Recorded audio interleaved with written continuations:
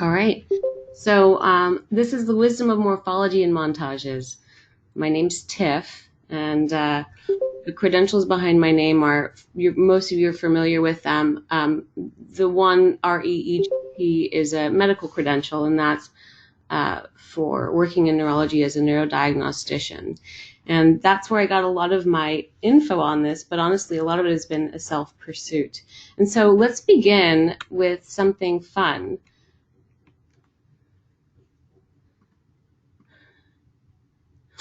This isn't the fun piece quite yet. So I want to ask everybody that registered, feel free to redistribute this within your clinics, but don't redistribute it publicly or online or on listservs, out of respect for everybody that's paid, as well as for myself.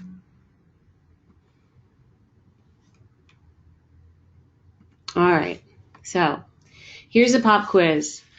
Don't write this down on the chat box, please, but write down your answers to yourself. We're going to know the answers at the end, but does this mean anything to you? Take a quick look at the data.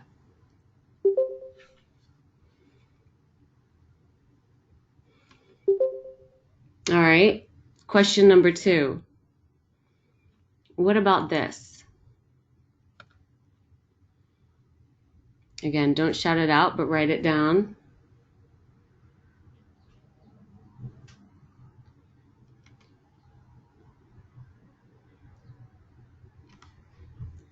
And what about this?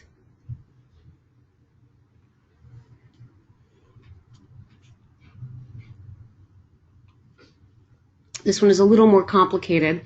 Here's a hint. This is a state.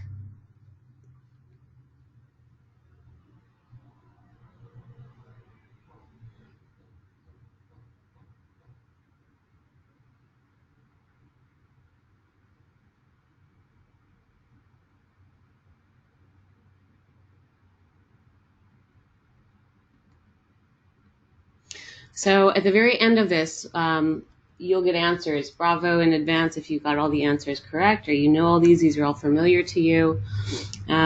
Why is any of that relevant? What's the point of that little quiz? What I'd hope to enforce today, or at least suggest you consider, is that the human EEG is a narrative.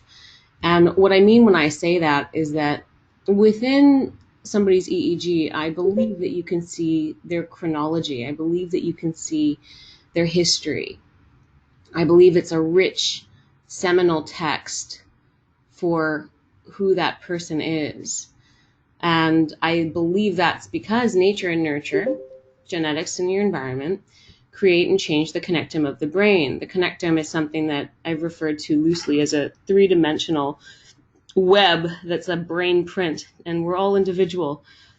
And we know that over the course of our lives, it rewires and reshapes and reconnects and shifts all the time. And what happens is that all of these goings on within our brain, our body, our physiology create who we are behaviorally, not just physiologically. And so the impetus behind this is that reading the raw, understanding morphology, getting perspectives via shifting montages skillfully, it's key to understanding your client's narrative, their story, and ultimately addressing the issues that they have at hand. So what many of us are accustomed to, which is a great tool, is shifting our EEG into a quantitative EEG. And as you all know, these are very different tools. The former is something that's within the realm of the neurologist and us as psychophysiologists. The latter is more so in our realm. It's a far more nuanced perspective of looking at data. And what a brain map will do is it will show us what's happening in the brain from the perspective of a fast Fourier transform. And so what that will do is a fast Fourier transform will either decompose, or if you take it inversely, it can put back together an EEG. And so what we do is we take a very complex signal and we decompose it. And we break it into its disparate wavelets and then sum it based upon a normative database. Now that's excellent. It's a great tool, but fast Fourier can overlook some components. It can oversimplify key components. And so that includes things like epileptiform discharge. Something like this, where we're seeing a sharp and a slow, this would not be caught in a fast Fourier because it would simply be summed in to the data. A transient of any sort. So here's another example of just a little a theta transient that's happening after a spindle. This is a case of somebody that has a auditory hallucinations, actually, posterior temporal lobes. A fast Fourier would overlook K-complexes. Now, K-complexes are essentially when we see sharp, slow vertex waves like here in the theta bandwidth, followed by fast beta spindles. They occur during sleeping states. If you sum all that up, it's going to be difficult to see the fact of the matter that the person here is falling asleep. Right? It may show up otherwise that they have a head injury or a lot of anxiety if we oversimplify beta. Fast Fourier will take wicket rhythm and boil it into alpha rhythm because that's the frequency in which wickets show up.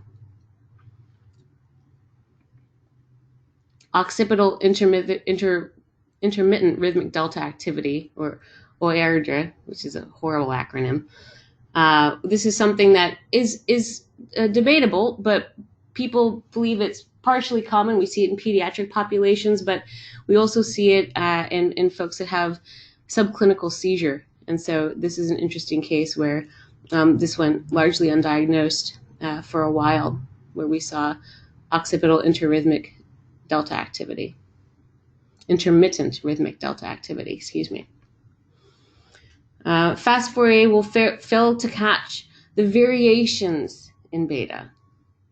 And so everybody's heard about beta spindling, but there's all different kinds. So here we have ADD, ADHD, one type, right? There's a handful of types. I'd say about 5 different types. This is a beta spindling form of ADD, ADHD. Whenever I've seen this, the spindles like to live frontally, as we see in this young person. That's how we would see it in a fast Fourier summary. It's hard to see how that's different than someone that's suffering from anxiety. If we took the low pass band filter off of this, what we would see is that these waveforms get a little bit sharper. And this is what we would see in a quantitative EEG. And then lastly, benzodiazepine toxicity, also showing up in beta spindles. And so what we see here is a global contamination. And the global contamination will show up as something more like this. Generally, you're going to find it centrally.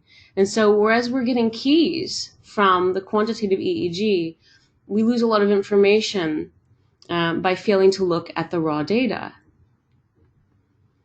Lastly, EMG artifact, which I find a lot of folks have a hard time distinguishing from real data. And in this case, this is where we're seeing this fast wave show up. And all of this is EMG. As a matter of fact, what's hidden here is a slow wave. This is a young man that had a bad car accident and lost all of his functioning and a lot of his brain power, a lot of white matter damage. And so if you look closely by F7, you'll see a delta slowing, living underneath the muscle artifact. But the EMG would show up like this. And the delta, which you can see just barely over there at T3, is not a big noticeable thing in the fast Fourier here, but it actually is the origin of the issue.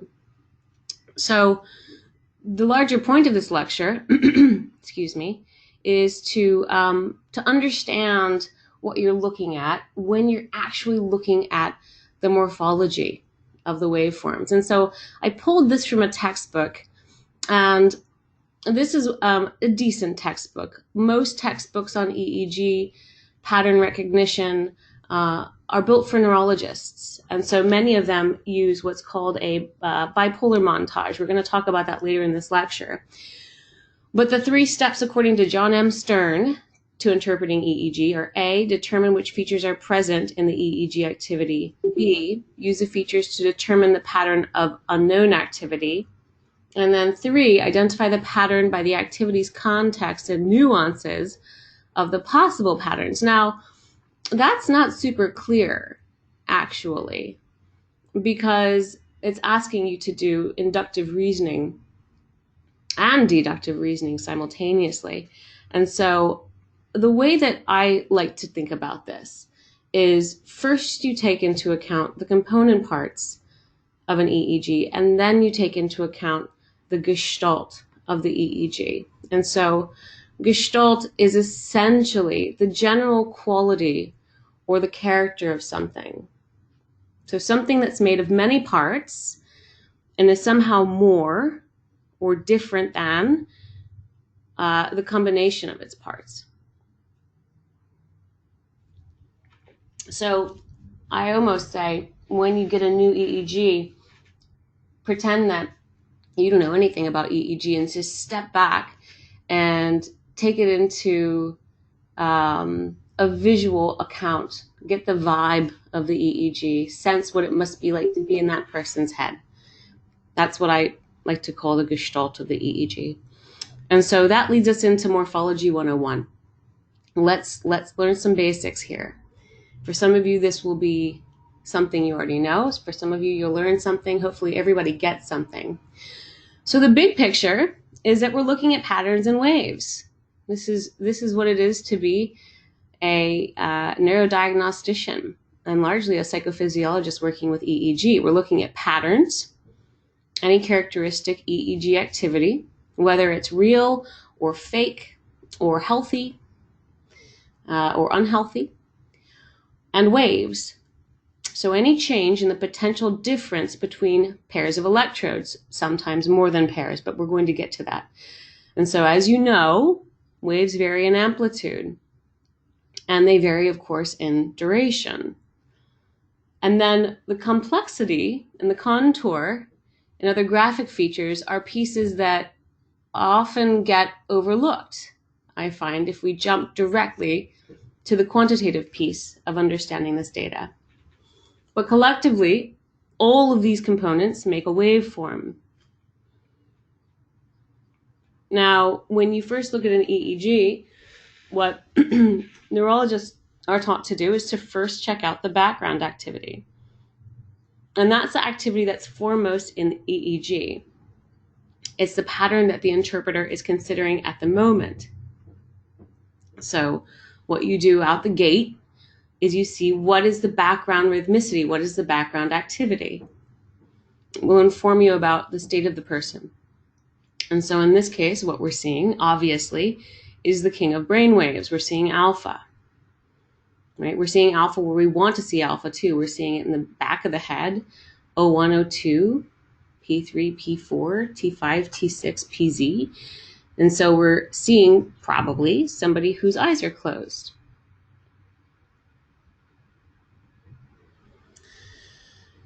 Now let's talk about different types of waveforms. First is the most simple, something like a monophasic waveform. A monophasic is a waveform that consists of one wave pattern with a simple up and down. So this is where we would find mu. Mu, as people know, is something that lives at C3 and C4. And mu is a frequency that we produce when the frontal lobe is disengaged. We see it in 70% of autistics, 50% of ADD, ADHD, and 10% of normals. So normal variant, but essentially we see that the mirror neurons aren't activated, since the bulk of the mirror neurons live in Brodmann area 6, which is right at the region of C3, C4. And what we have here is someone that's failing to connect. And this will attenuate when we produce oxytocin. So breastfeeding, for instance, or mimicking a baby by goo goo gaga, ma ma ma, pa pa pa, that type of thing would attenuate mu. If you look at the raw data, you'll see that 10 and 11 is circled in a red box. That's because that's where mu likes to live. At C3, C4, it's going to be a tick faster than alpha. And so at 10 and 11 hertz, we see what Barry Sturman famously called owl eyes, but almost like a set of eyes staring back at you. And then in the green box at the bottom, what we see is a harmonic of that same frequency. And so if you look at the z-score for this same case, we don't see a mu. It's not always obvious via z-score. In this case, it was more obvious in the raw data. However, if we shift it to a Laplacian montage, we get a little peak, and we can see that monophasic mu living right there at C3, C4. Another monophasic waveform is lambda. Lambda, like mu, doesn't get a lot of press. Lambda shows up when there's visual tracking involved. And so it's a sharp triangular theta waveform that shows up at 0102. And in this case, this was a client that was recorded while training in neurofeedback. And after assessing the map, lo and behold, what had shown up but some occipital theta. Now, had I not known better, that's not a welcome change in a map where previously there was no theta. In this case, what we had wasn't theta, but we had lambda, another monophasic waveform. So moving along to diphasic. Diphasic is what we're the most familiar with. These are things like spindles, and every waveform is going to spindle. And so a diphasic waveform is a wave consisting of two components on alternate sides of the baseline, like your good old sinusoidal alpha. They have to occur in succession. So diphasic waveforms are gamma spindles. In this case, we're seeing very fast little bursts. That's how gamma likes to arrive. Gamma travels in envelopes. It's an emergent property. It's a frequency that doesn't have a generator, unlike other frequencies. This is a nice example. And another diphasic waveform would be something that we'd see when there's too much benzodiazepine on board. And the first time I saw something like this in an EEG, I asked the neurologist who I was under what this was, and he kind of waved his hand and said, it's nothing, it's just medication. But it's really important as a clinician to know when you see this, a global spindling beta, that your chances are excellent. You're looking at benzodiazepine. The more familiar you become with this, the more easily you're going to spot it. This will not disentrain. So it wouldn't be something that you would try to take out of the EEG because this person is taking a pill, and the pill is creating a spindle, and the spindle is creating GABA, and GABA is an inhibitory neurotransmitter, which is allowing that person to take a load off. It's a chill pill for all intents and purposes. And so user beware. Don't try to disentrain benzodiazepines. You're not going to get very far. Another diphasic waveform is a spindling beta form of ADHD, which we've covered earlier. One of the more harder profiles to train, but trainable nonetheless. Usually arrives frontally, and a little bit faster in this particular case. So triphasic. What's a triphasic waveform? A triphasic waveform is a wave that consists of three components alternating about the baseline, like a sharp and a slow. And so a sharp wave is a transient that's distinguishable from the background activity because it's at about 70 to 200 milliseconds. The amplitude will vary. A spike is actually much shorter in time. A slow wave, categorically, is a wave duration that's longer than alpha, that is to say, slower than alpha. And so when people talk about slow waves, they're talking about theta and delta and infraslow frequency. And then lastly, a transient wave is isolated. That's why it's called a transient. It's like someone that moves to LA and then moves away again. The city is full of transients. A transient is an isolated wave or a complex deviant from the background activity, has a clear beginning and an end. And so this is a transient moving through the EEG as well. So next is polyphasic waveforms. So polyphasic is a wave that has two or more components developed on alternating sides of the baseline. We actually see this type of thing all the time.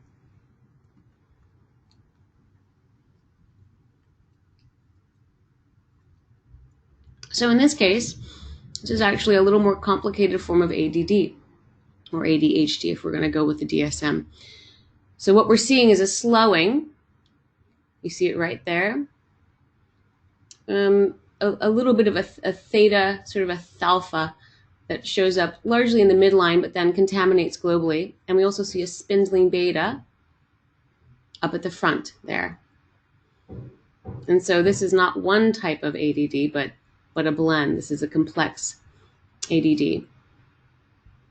And this is a polyphasic waveform pattern.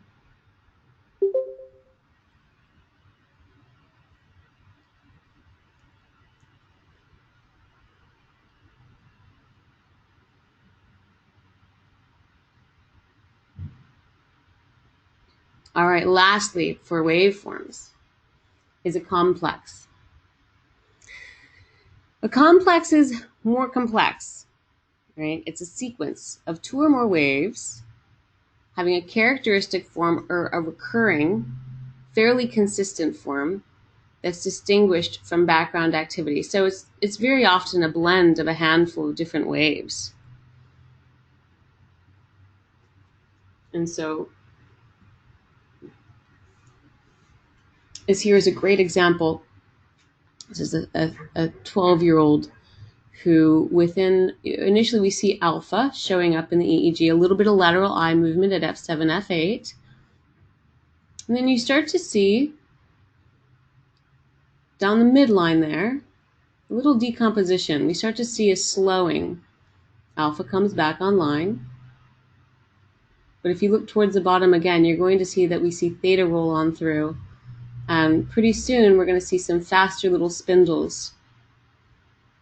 And those faster little spindles are beta spindles when they're faster than that alpha that you see. And so there they are, alpha, and then some beta spindles at the top. And so what we have here is somebody who's falling asleep.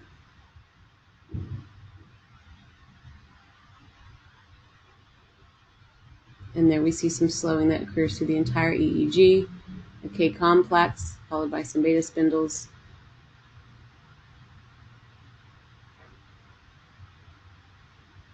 There we are again. Slow waves down the vertex, beta spindles, and so on.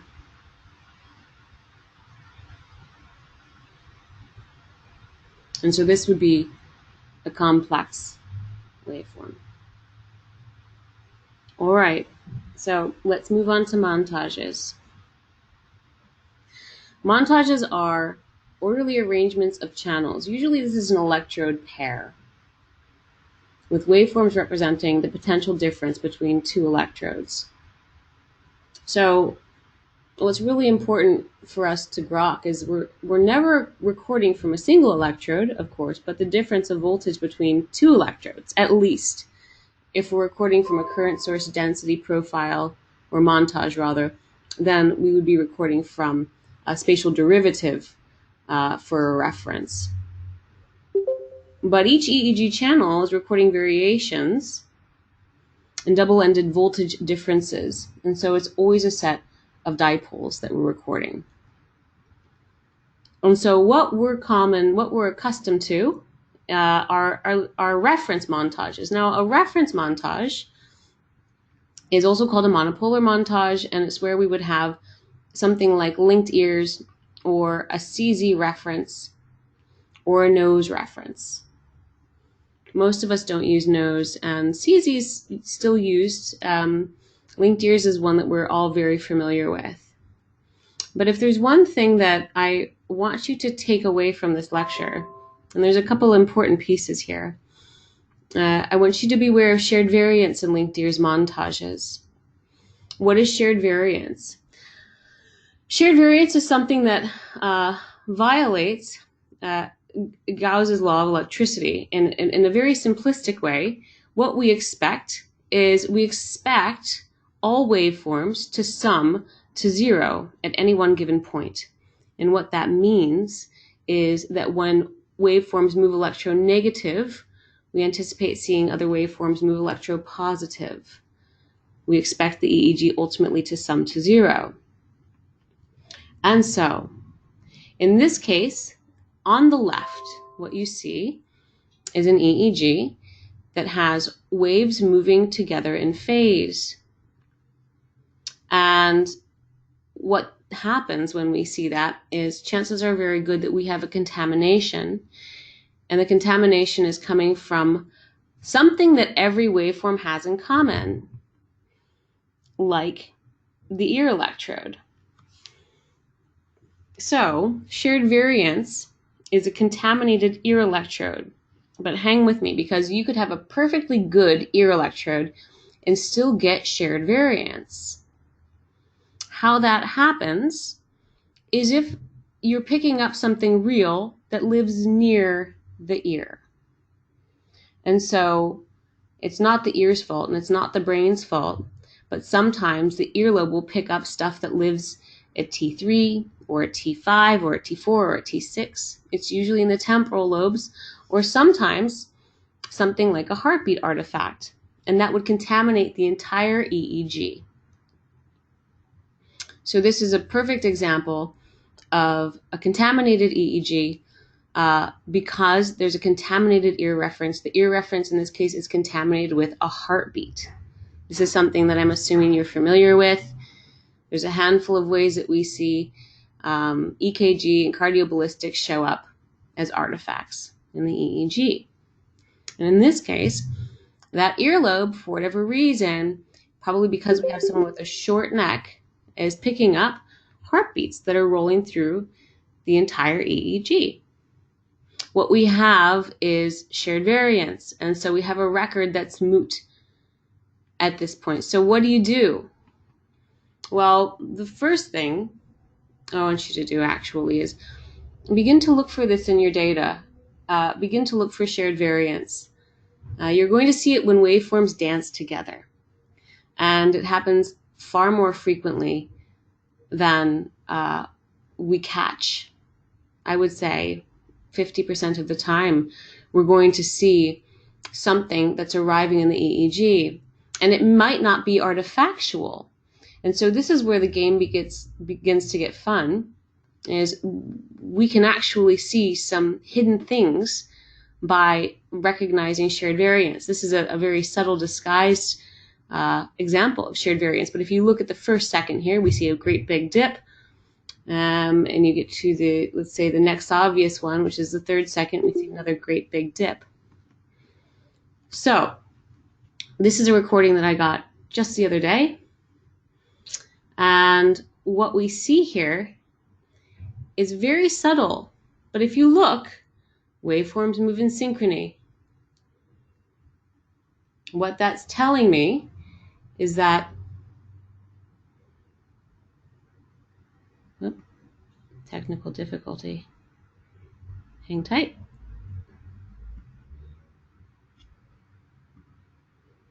All right, hopefully we're all still on that same page. What this is telling me is that there's something that's living near one of the ear electrodes, and it's real. This isn't artifactual, and it looks like alpha. Okay? So I want to know where this thing actually lives using my 19 channels. One more example, everything moving in lockstep. So if we switch our linked ears montage to a Laplacian montage, what we'll see is where this thing lives. In this case, it lives right at T3, right at the left temporal. And so what was happening was that this signal, this temporal lobe alpha, was loud enough that it was reverberating throughout the entire ear, throughout the earlobe, and then it was contaminating the entire EEG. So shared variance is something that we have to watch out for, but it's also something that we can make use of as clinicians. It gives us a key into what's happening with that individual. In this case, temporal lobe alpha is a sign of a frontal lobe disengagement, and a slow alpha might have some deeper meanings. Excuse me. So, when you find EEG in phase, what you need to do is switch to an average montage to avoid a contaminated record. And this is a good example. And so what you're seeing on the left is an EEG again, where everything is largely moving in lockstep. We have an in-phase EEG, or we have what's called shared variance. When we switch it to a current source density montage, as we do on the right, which is an average montage, what we see is that right there at T5, near the bottom, we see where that slow waveform lives. And if we were able to lift that T5 to T3, we may see a little bit of shared waveform. But in this case, what's most important is that we're seeing the origin of the deviance. We're seeing where that slow thing really lives. And so what you'd like to do, what you should do, is switch to a Laplacian montage or an average montage or a Hjorth montage, average weighted or current source density like we see in Loretta. All of these are average montages. All of these will get you away from a contaminated record.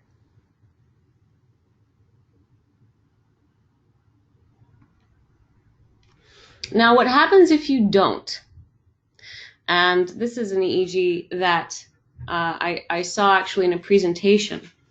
And you begin to get an eye for bad data. And in this case, we see a global hypercoherence happening across the board in all frequencies. And so what's happening here is we have shared variance. And we have shared variance that's impacting the entire record. If you ever see this, which is what I like to call spaghetti, if you ever see red spaghetti in coherence, double check your data. Chances are excellent that you have a contaminated reference, and it's going to make for an ugly report for your patient.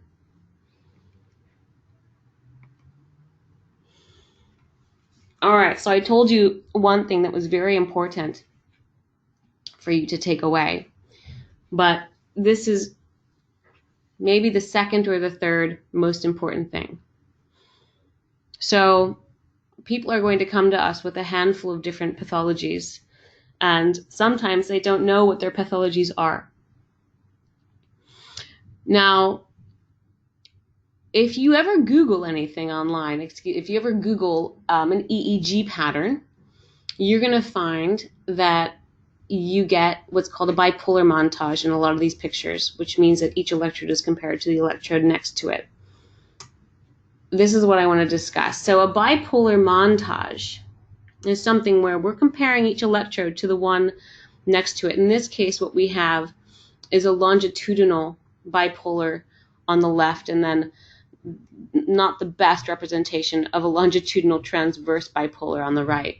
This is also called the double banana montage, if you've ever heard people reference a double banana montage, because it looks like there's two bananas on the head. All right? And so in this case, we're taking FP1 and we're comparing it to F7. That's FP1 subtract F7, F7 to F3, F7 to T3, T3 to T5, T5 to O1, and so on.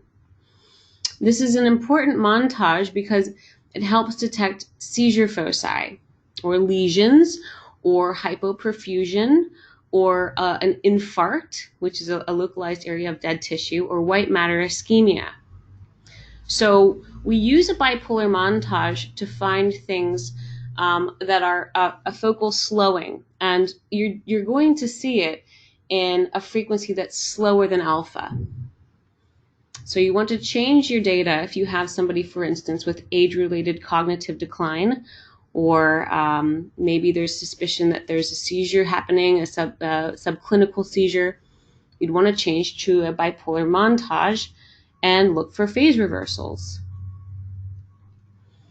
So this is the EEG of a 70-something-year-old woman, say late 70s. And when there's a lack of blood flow and oxygen to an area, a lot of times what you get is a consequential slowing of alpha to that same area. So as the area degrades, the alpha will a lot of times slow below the alpha band. And that's called the slow edge of alpha. And so the slow edge of alpha tracks ischemia. Now in this case, what I want to do is I want to move her from a linked ears montage to a bipolar. So I'm going right up to the part of my screen where I have all the montages, and we're switching it to a longitudinal bipolar. Now what you can see there at the bottom and at various points is what looks like the waveforms kissing, right? They're coming together. And it's a slow wave. It's beneath alpha. So we're seeing phase reversals. We're seeing phase reversals. And if you look at the two electrodes that are shared, you can see here that T6 is the common electrode for those two sets of pairs. Up at the top, again, you can see it right there. At T6, we're seeing phase reversals because T6 is a shared electrode between those two pairs. So again, what a phase reversal is going to reflect to us is that we have some sort of focus. We might not necessarily know why, but we have some hypoperfusion, we have some sort of ischemia or an infarct or something, there's a reason why. But the slow edge, in this case, I think we have probably a 6 or a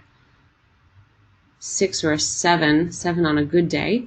If you look at that waveform itself, that is the slow edge of alpha for this person's. And so what we have is a very possible ischemia, in which case you would refer to a neurologist if you detect that something greater is happening.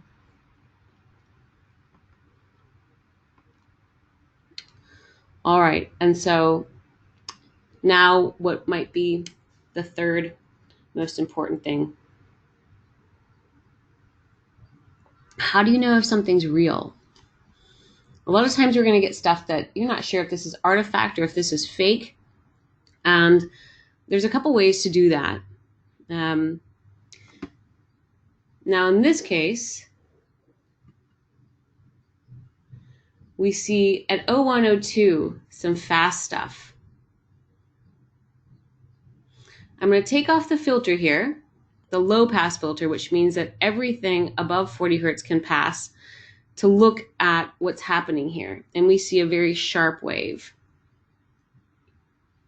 Now, muscle, unlike EEG, doesn't move in synchrony. If we take 01 and we compare it to 02, what we see is that these two waves are actually moving together in synchrony. And so there's going to be one more example of this. This is a program called wane EEG. Very simple, but one of my favorite things about this program is that you can check field and phase pretty readily. But there's a way to do this without wane EEG. There's a way to do this with Neuroguide. And so here's another way to determine a pattern's reality. if you want to,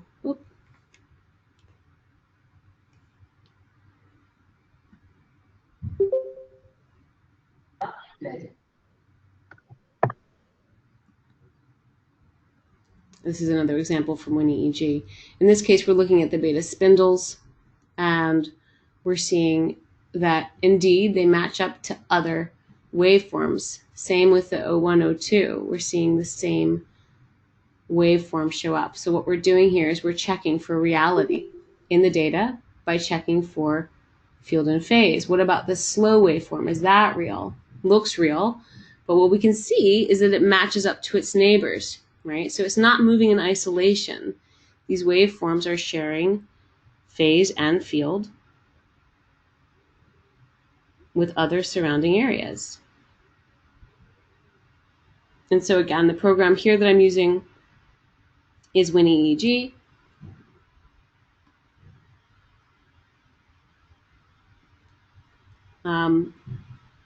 Now, in Neuroguide, what you can do is you can change the montage to a day-med montage. And the day-med montage will align the waveforms from the front of the head to the back of the head.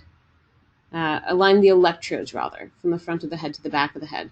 And so if you only have a Neuroguide or something like that, what you're going to want to do is to arrange it in a montage that will allow you to look at the waveforms in a sequential manner, moving from the front of the head to the back of the head. So here's a little question, is do these waveforms have field and phase, right? That is to say, are they moving in isolation, or do they have neighbors that are doing the same thing? And we're looking at FP2 and we're looking at T4. Now those locations alone are going to give you a key as to what's happening. And if we look at FP2, what we'll notice is that it's bumping along with a certain rhythm. It almost looks like the waves of the ocean. And so how frequently is that rhythm happening? It's happening approximately once a second. What that looks like to me is a heartbeat. And so a heartbeat is going to be rhythmic.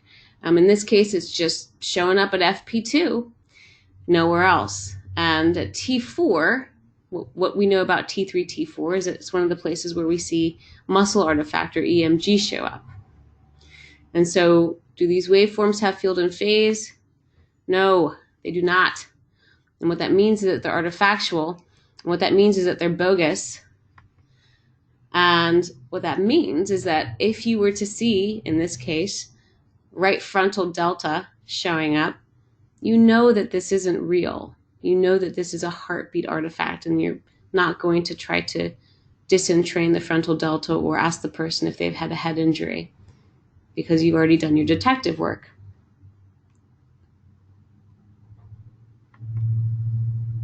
And so what about these waveforms? Now, this is, if you can tell, this is a pretty severe head injury. And what we have is a tremendous amount of slowing. And I want to know if these waveforms are real or if they're fake.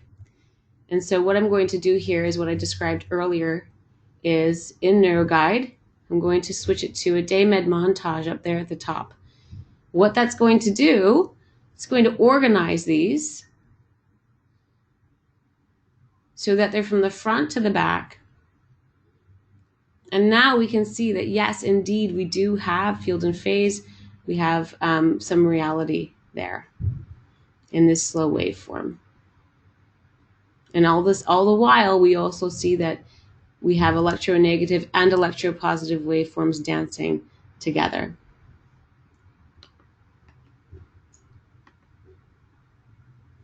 So what I want to begin to tie this up with is that you take into account the entire EEG and you consider the entire person when you're doing your work, because ultimately what you're working with is a combination of the mind and the brain.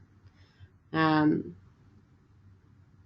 that's going to show up in the physiology and also in the behavior.